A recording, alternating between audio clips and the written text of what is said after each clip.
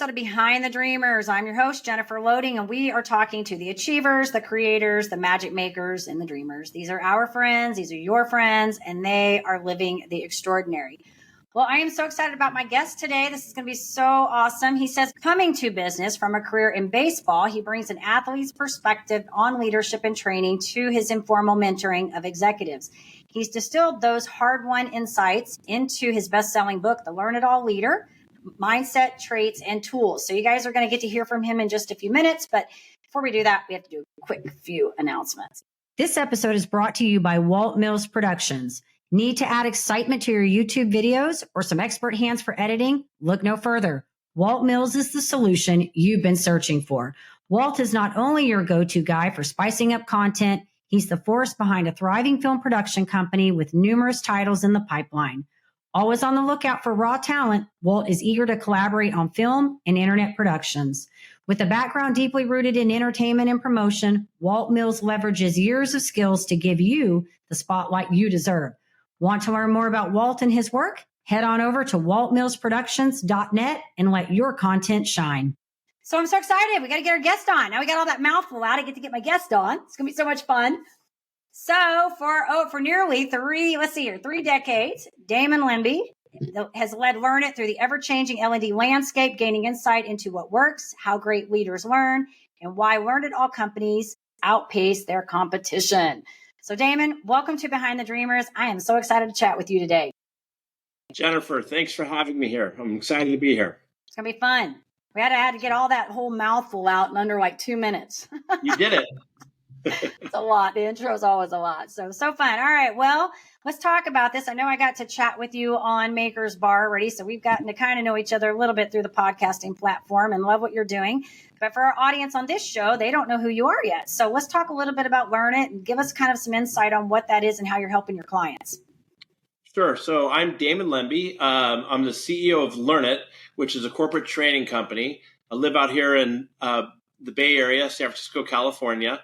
And LearnIt helps organizations we do mostly virtual training, some in person, but customers turn to us when they're looking to onboard new managers, maybe people who are going into a leadership role for the first time, or they want to build a continuous, a learning culture, or they have specific areas that they need improvement on, like communication, or even maybe becoming more efficient with Excel. So we work with their teams and we build out training programs and we help them reach their goals and outcomes that way. We've been around for quite a while. You mentioned it. I mean, close to 3 decades, 28 years. And it's kind of exciting. I never thought I would be here, but, we've helped upskill close to 1.8 million people at this point. Wow. Yeah. And leadership is so important, especially when you're, because a lot of times, I think we talked about this before in companies, like sometimes people just sort of get kind of put in that position, right? And like they've never been in a space where they maybe had a little bit minimal leadership or maybe none at all. And now all of a sudden they're leaders and they're like, okay, what do I do? Right. Absolutely. I mean, you should even take it a step backwards, is that before you put somebody, this is for a bigger organization, before you put somebody in a leadership position, I think it's important to have a conversation with them to make sure if leadership is the direction that they want to go. I work with a lot of, I mentor a lot of individuals, a lot of times in sales, where you're a top performer in sales and their leader calls up and says, hey, I want to promote you into a leadership role. And it's not for everyone all the time, so because as you know, it's a different set of skills. So that's something to think about. But yes, if you want to be in leadership and then you need to work on those skills that will help you with that transition. Yeah, no, and you're right. Sales and leadership are very different things. And just, you can be great in one, great in sales doesn't equate being great in leadership. I know I've been in sales right. And you're right. They're not the same. So you got to be equipped for that. So, and that's great. I think what you're doing is awesome. And everything's changed so much now, post COVID, like everything's kind of gone to that virtual space now. And it's great in some ways, because I think you can work more, make great use of your time, right? And cover more area and be able to assess more, get to reach more people that way. Absolutely. Both for our business where we can get a little bit greater reach, but also for our clients' businesses. When we first went remote virtual training, at the beginning of the pandemic, one of the nice things about taking classes with LearnIt was it allowed for that social connection. There's a lot of isolation back in the day. And so this was a way for people to be able to connect and communicate. And a lot of times, if we would do classes, private classes for just their organization, they could have senior leaders that they'd never had access to before, sitting in classes with them. So it was a big help and a big change. Now, since the pandemic, I would say about 15% of our business is in person.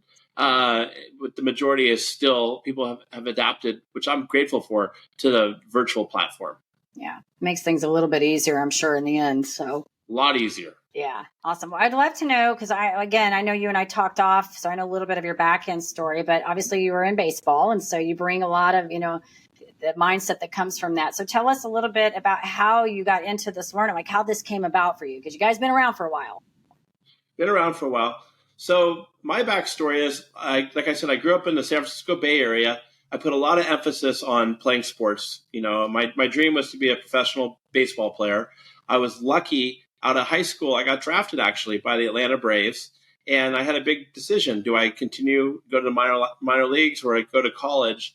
And I chose the college route, and a lot of it, Jennifer, was because I was at Pepperdine University, and I really believed in the vision that our coach had. Coach Andy Lopez, he had the vision like, we're a small Division I school, but we're going to win the World Series, and here's how we're going to do it. So I got really behind that and went to Pepperdine. Ended up getting hurt and left. Ended up at Arizona State, where I played baseball. And, I was ready to move on to the next stage of my baseball career.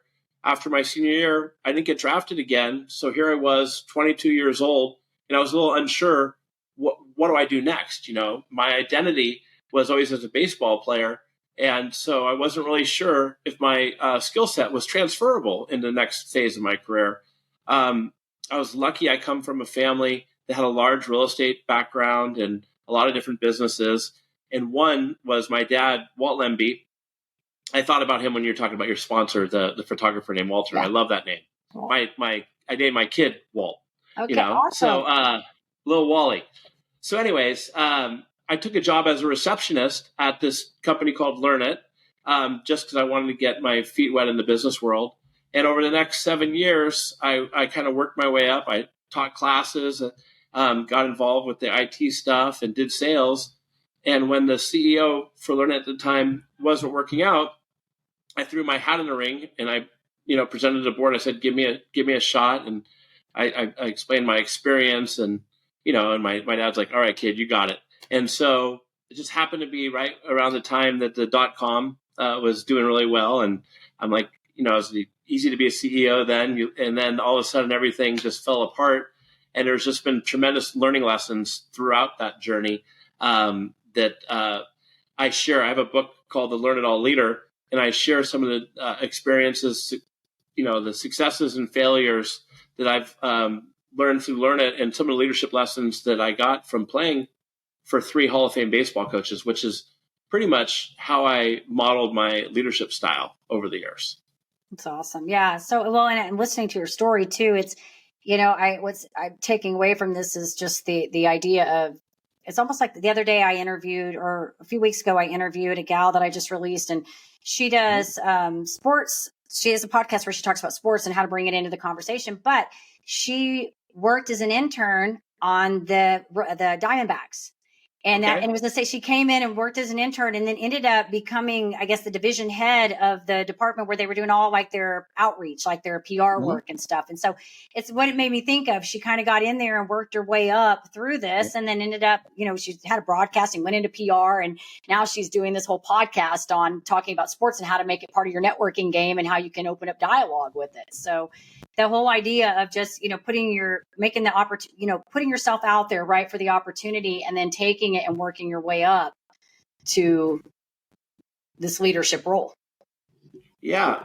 And for you entrepreneurs out there who are starting your own thing, it really helped me a lot, because I was doing all the different, even if you have a small team, if you're doing all the different facets of the work, helping out with accounting, understanding marketing, then you could be more empathetic, and you put yourself in those positions.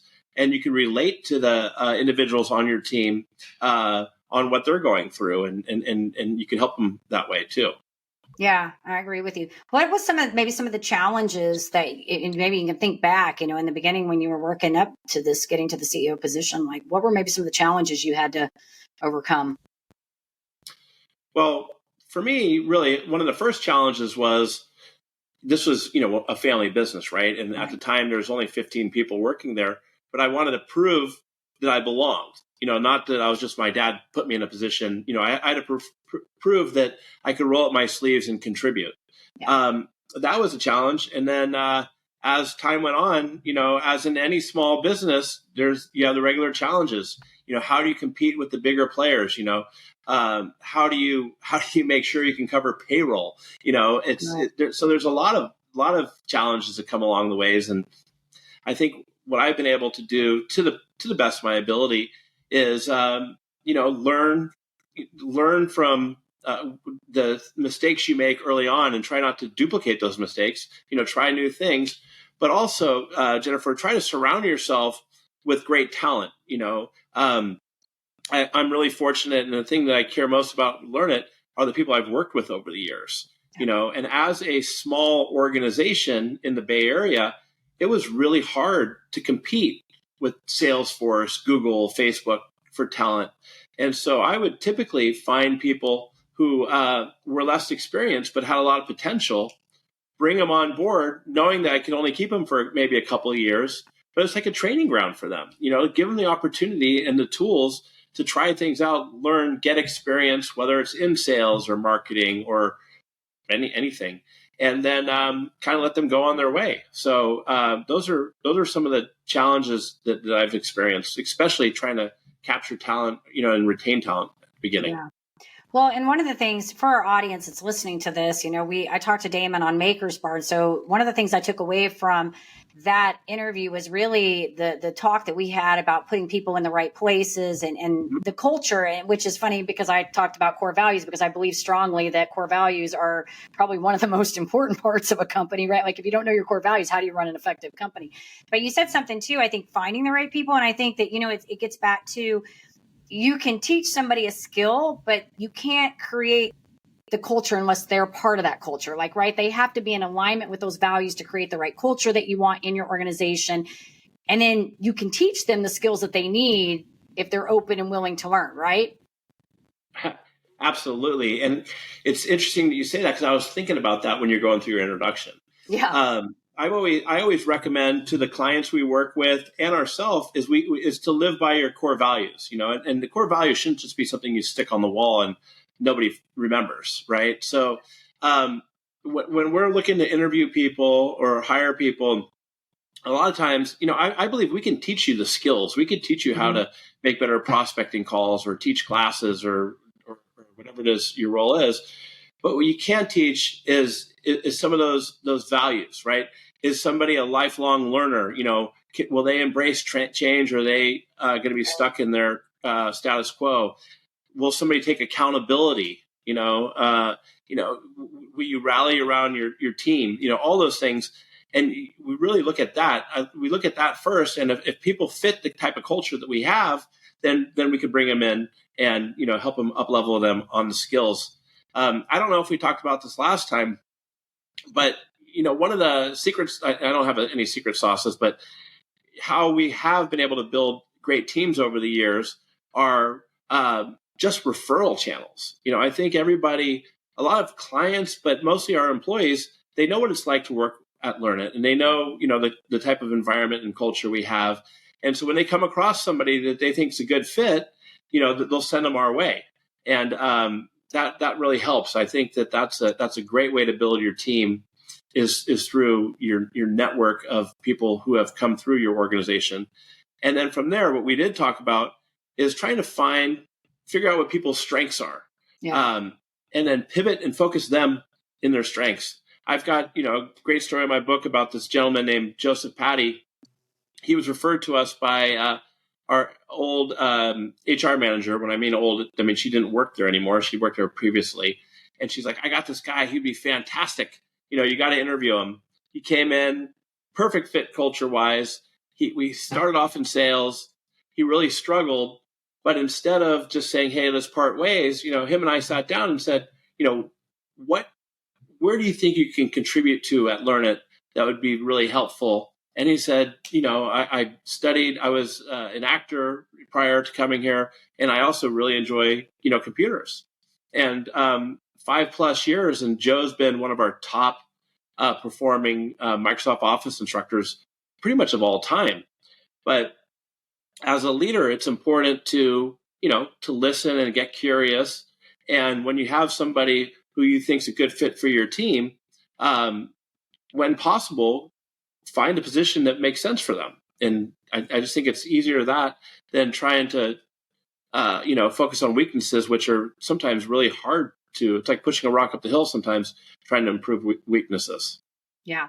So in all of that, what I'm hearing is we're going to go for, let's make sure they're a good fit. Make sure they're on board with with our values and our culture. And then we can let's hone in on those strengths and figure out where to place them in that order is what I'm hearing you say. Absolutely. Especially if you're a small business, if you're a small business and you're bringing people on relatively early in your organization, it's important that they're a fit. Yeah, I agree with you on that too. And I think, because while you're going through all this in my mind, I'm like, it's like the person you have in the office that like you're trying to give them some help on how can we help, you be better at whatever. Like it's kind of like what I used to say in the network marketing space. You can teach someone a script, but if their attitude sucks on the phone, it doesn't matter what the script sounds like because it's never going to come across appropriately, right? And if you know how to do this, you probably aren't even going to need a script, right?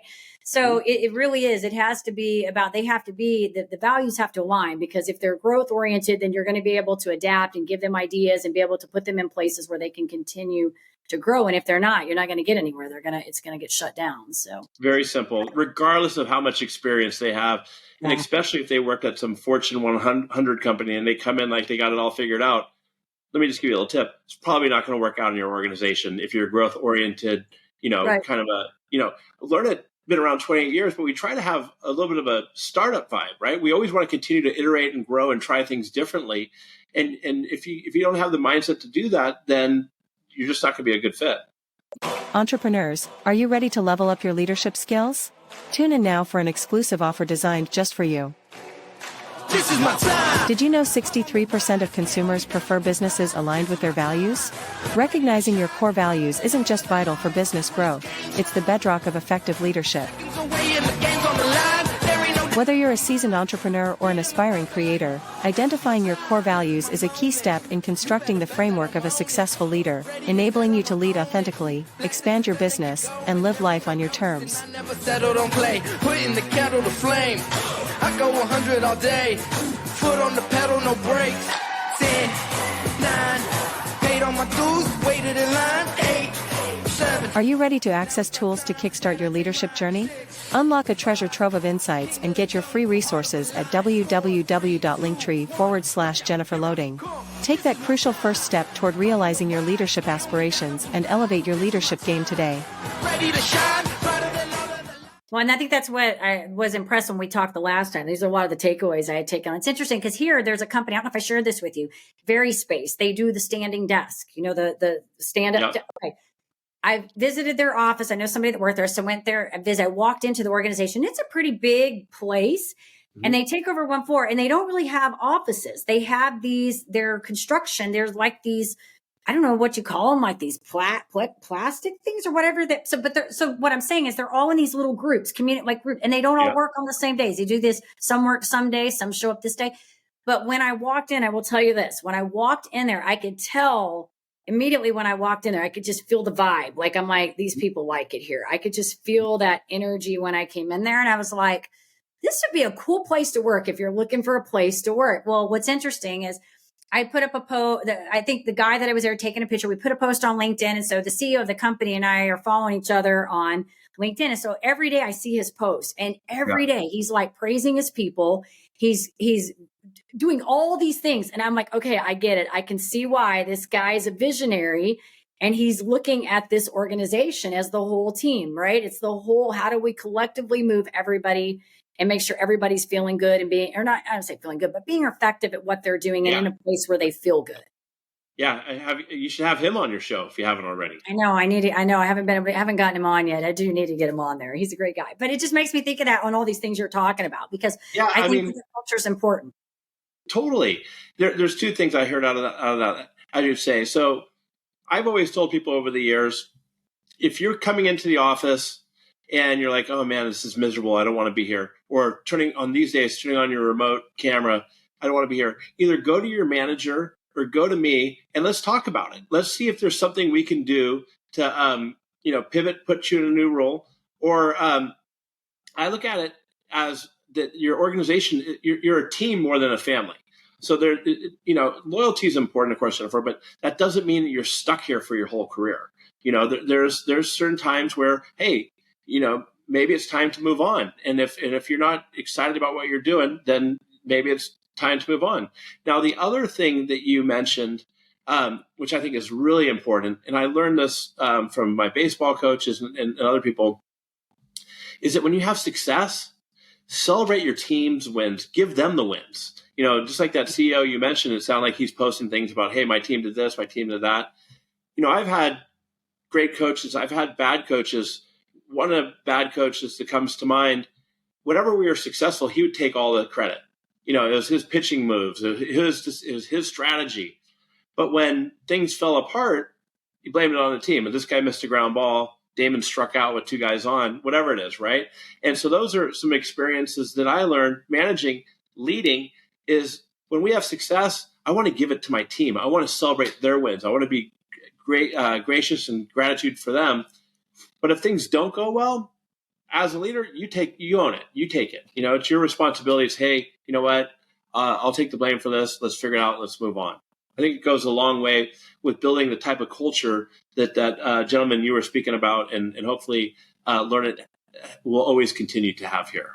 Yeah, that's good advice. And yes, I agree with you on all of that. And there's something even like exciting about a leader that does that. It takes all the credit, because most of us know that when you're giving credit to your team, they know how your team got it. Like they didn't get it on their own anyways, because this is a whole team collective effort and you have to have leadership involved. But I would say those are, for me, are just weak leaders. Like when they have to do that, take the credit for everything, so. And when you give credit to your team, they're going to be out there looking for other ways to make your organization better. They're going to be coming to you with ideas. They're going to be giving you feedback. But if you're just going to put yourself in front, then they're going to be like, well, why am I wasting my time? I'll come here, I'll get my paycheck, and I'll move on. Yep. Then you get the quiet quitting, right? Yeah. And that's what you end up with. So this is all good, Damon. I love it. So out of all of this, what's been going on, the whole thing with LearnIt, maybe the baseball career, what do you feel like has been the biggest takeaway for you? Like what's been the learn moment here? I'm sure there's several. Well, I would say one big one, and it's kind of like the theme of my book, is, I say great leaders aren't born, they're not made, they're in the making. And it's like, I didn't get an Ivy League degree. I didn't, I never thought I would end up in the position I'm in.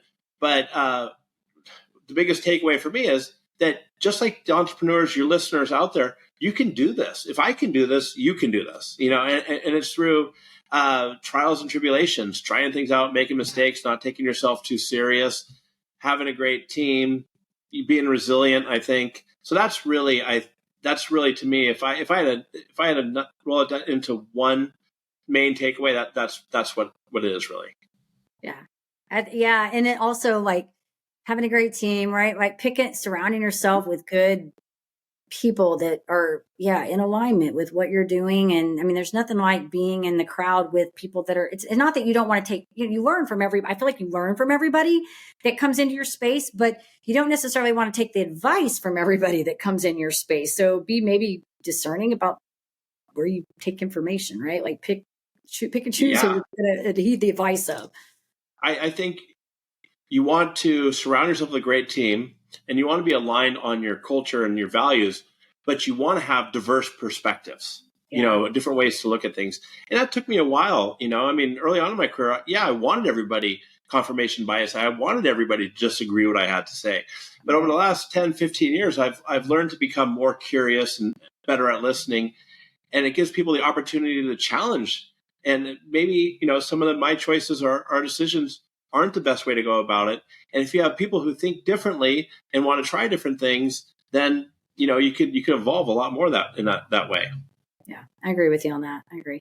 All right, one other question I want to ask you before I ask you some fun ones. I'd love to know how you define, and you can do this both for LearnIt and yourself, because I'd love to hear your perspective on both, but how you define success for the two.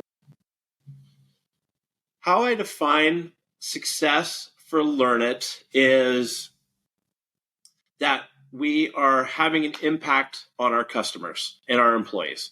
To me, maybe it sounds a little cheesy, but it's really like our vision, my mission or vision here for us is to build better leaders of the future, and that we're helping do that through upskilling people with what we do. And success is also that we create that's on the customer side, and on the employee side, that we create a psychologically safe, fun environment that's collaborative with teamwork, and it's really, I couldn't be doing this, Jennifer, after 28 years if I didn't feel like we had a great team and I enjoyed coming to it all the time. Success for me is, I talked about this beforehand, before we got on. I've got 2 kids. I got a great wife, 2 kids, a 6-year-old and a 2-year-old. To me, I just want to be able to be the best dad possible, and a good role model for, I lost my dad in 2010 to cancer, but he was a great role model, great idol for me. My mom's awesome. She's still alive, but I just want to be that for my kids, and to me, if I'm able to be a great role model and lead by example, then that's success personally. I like it. That's my favorite question. I feel like we all kind of say the same thing.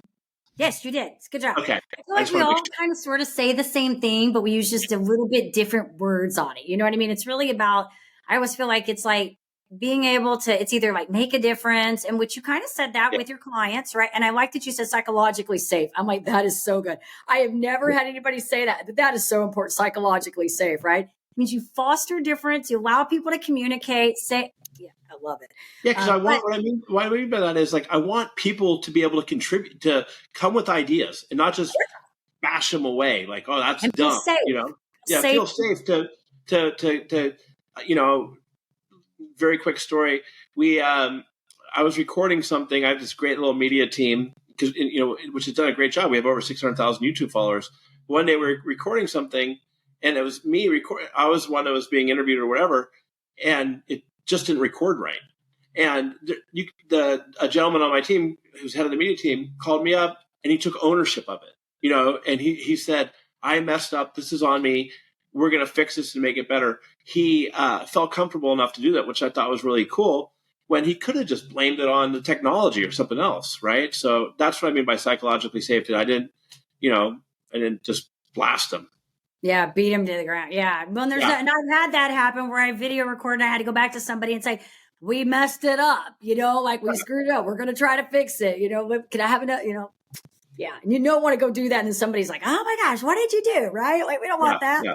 I love it. But I love what you also said about the family too, being, a leader for your boy, your children and all of that. They're boys, right? You have 2 boys? Lucy, no, I have Lucy, who's 6, Lucy and I went to see The Lion King this weekend, which was awesome. And then I have Walter, named after my dad, who's 2.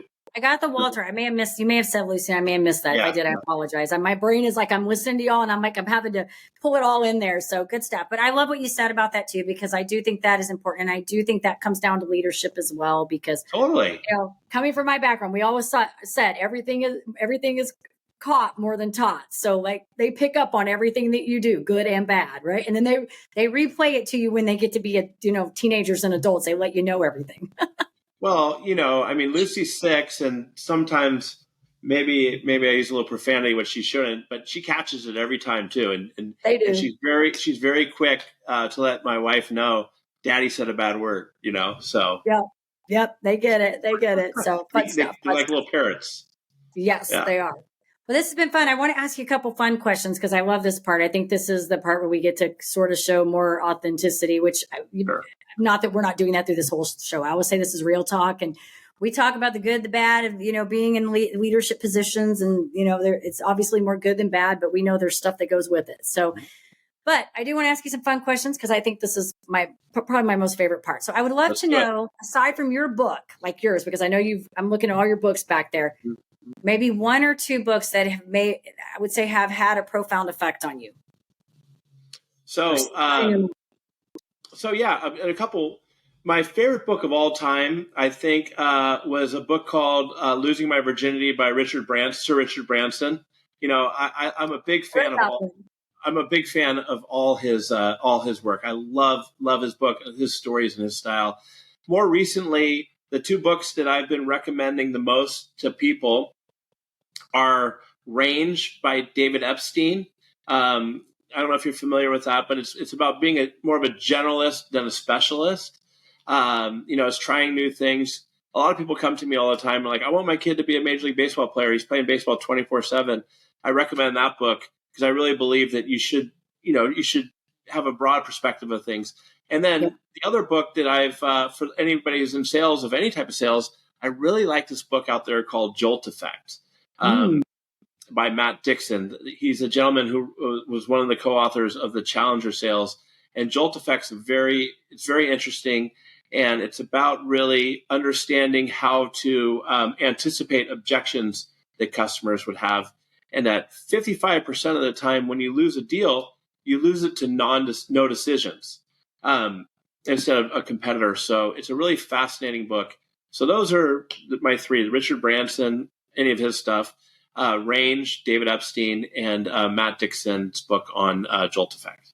It's good. I did not know about those. But, I always like this question because you can get a whole book list. If you just get to the end of my podcast and get that, you can get an entire book list. And that's a new bookshelf I have back here. For I those see all that. Yes, I see it back. It's not completely done yet. Yeah. That's awesome. All right. I would love to know, since you played baseball, what's your favorite baseball team? Oh, just my local team, San Francisco Giants.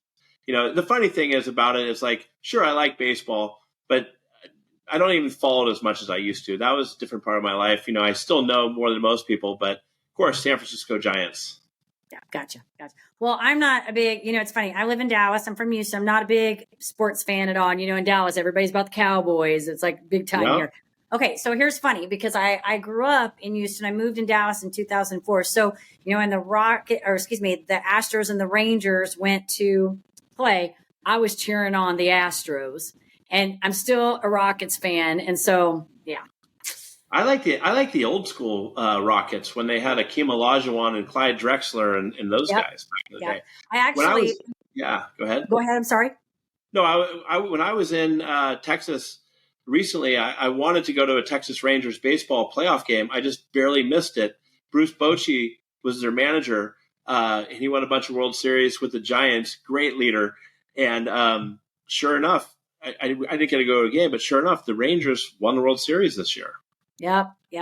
So I was going to tell you a funny story about the Rockets. So back when like early, 90s, when they went to the playoff and they were all in there, well, towards the end, almost about, I want to say like 98, 99, I was an aerobics instructor. And so I taught at a facility out there. I can't remember the name. It was like West Side Tennis Club or something, but it was owned by Mattress Mac, Gallery Furniture in Houston, and his wife. Well, the Rockets used to train there with Rudy T, and and also the women's team was there, the Comets. And so I used to see them come in there all the time when I'd go in there, and I'd have all these little, it was a very small aerobics class. I'd have these little old ladies come in there that I teach, but I'd always see them in there. So anyways, but yes, who was your favorite Rocket back from the day?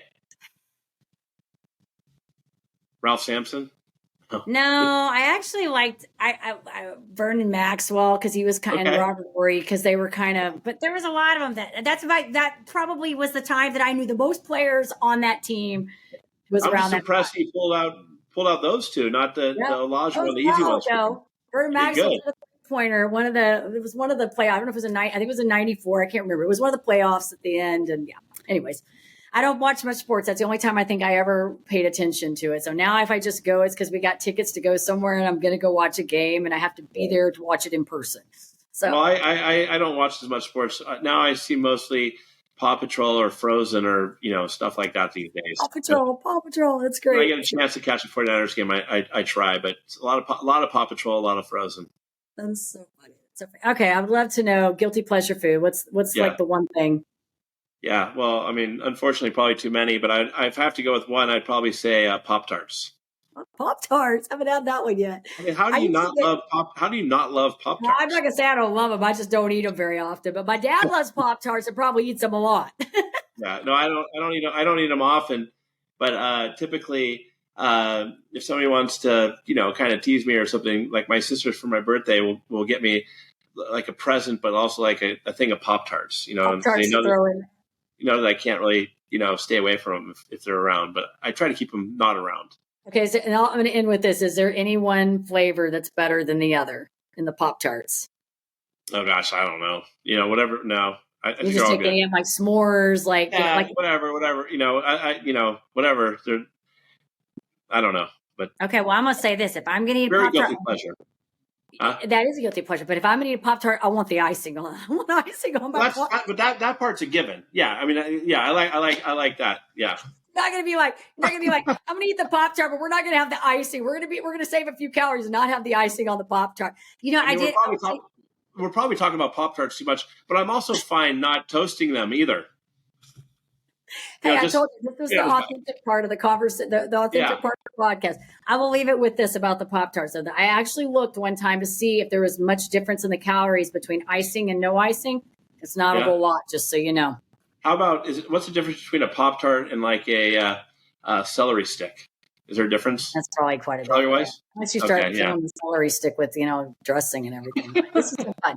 Hey, Damon, this has been great. I've enjoyed chatting with you. And I always say that this end part is always fun. Like, they get to hear it, like they know you love Pop-Tarts now. But let's say our audience, somebody wants to get in touch with you. Maybe they want to learn a little bit more about LearnIt. Maybe they want to pick the book up, whatever. Where do we want to send them? So the easiest, probably best is connect with me on LinkedIn at Damon Lembi.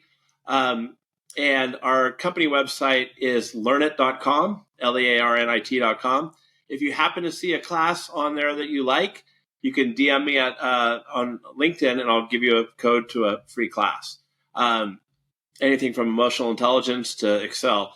And then finally, my book, The Learn It All Leader, is on Amazon, Barnes & Noble, or anywhere that you get books. Very good. Awesome. Well, thank you for jumping on here and doing this next interview, like doing another one with me and sharing all your good stuff and your wisdom and all that great stuff. I appreciate your time. It's been fun. Oh, thanks for having me. I really enjoyed it. Awesome. We do want to say to our audience, of course, if you enjoy our show, head on over to Apple. You can give us a review over there. Hit the subscribe button on the YouTube so we can keep sharing all these fun stories. And with that, I do want to say what I always say: in order to live the extraordinary, you must start. Every start begins with a decision. You guys take care, be safe, be kind to one another. We will see you next time.